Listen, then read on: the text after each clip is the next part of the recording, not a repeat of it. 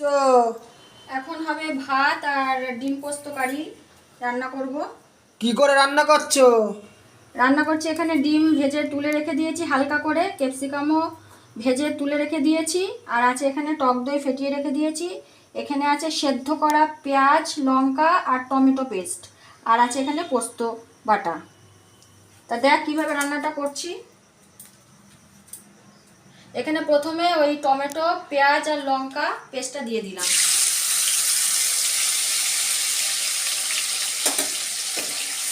দিয়ে নাড়তে থাকবো।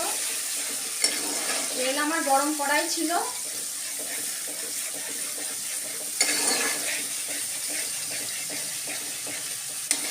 আমি পরপর দিয়ে দেবো এর মধ্যে টক দই ফেটানোটা দিয়ে দিলাম, দিয়ে নাড়তে থাকবো।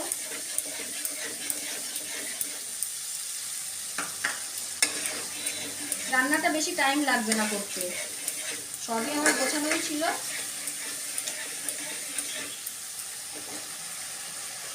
আর এখানে পোস্ত বাটাটাও দিয়ে দিচ্ছি, দিয়ে আমি একটু নাড়তে থাকবো। আমি হলুদের ব্যবহার করব না, এখানে টক দই যেহেতু দেওয়া অল্প করে লবণ দেব, আর এখানে একটু চিনি অ্যাড করে দিলাম, দিয়ে নাড়তে থাকবো।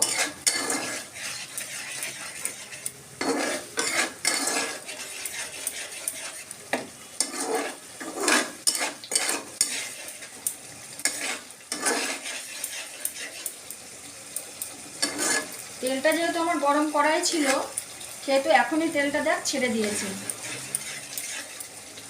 এরপরে বেশি টাইম লাগবে না, এরপরে আমি ডিমগুলো এখানে দিয়ে দিলাম,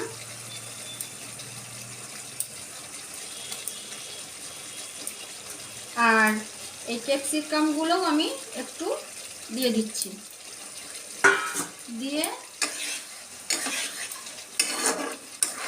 অল্প নাড়াচাড়া করব, বেশি নাড়াচাড়া করব না।